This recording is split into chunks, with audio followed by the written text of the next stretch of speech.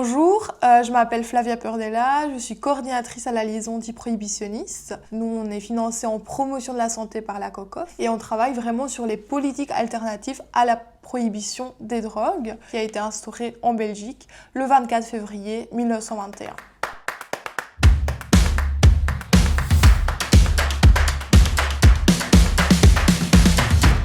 La prohibition n'empêche pas la consommation. Dans toutes les sociétés qu'on connaît, il y a toujours eu de la consommation et la consommation de différents produits a toujours existé. La consommation a baissé ou a augmenté à différents moments, mais c'est pas du tout la prohibition qui a un effet là-dessus. Les taux de consommation les plus forts, en fait, sont dans les pays qui interdisent la consommation, ou en tout cas, il y a un paradigme prohibitionniste qui est mis en place. Ça n'empêche pas non plus le trafic, parce qu'on voit très bien que le marché est toujours là, est toujours existant. Il est toujours présent. Une des conséquences principales de la loi de 1921, on voit qu'aujourd'hui en Belgique, en fait, on est dans une situation de surpopulation carcérale. Et malheureusement, aujourd'hui, on estime que 40% des personnes en prison sont là pour des faits liés aux drogues, de près ou de loin.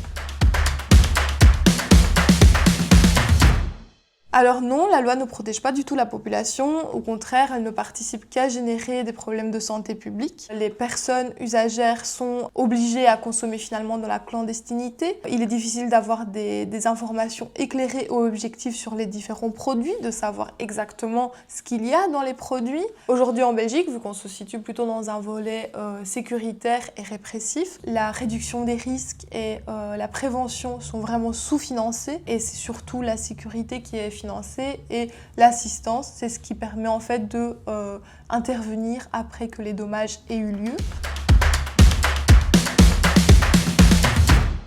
Alors non, légaliser, c'est pas mettre de la drogue au supermarché. Légaliser, c'est sortir de l'interdit pénal et réglementer. Donc il faut une régulation légale où il y a autant des balises pour bien définir de quel type de production et de consommation on parle, pour qui, pour quelle personne, de quelle manière, dans quelles conditions, mais vraiment définir des balises pour éviter qu'il y ait du marketing, pour éviter qu'il y ait de l'incitation à consommer, mais c'est aussi travailler sur les politiques de santé et sur les politiques sociale. Et vraiment, les deux doivent agir ensemble et ne peuvent pas être indissociés.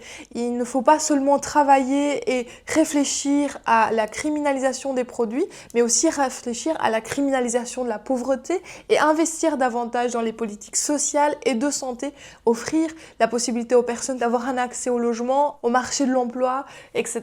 Et donc vraiment repenser tout ça de manière générale.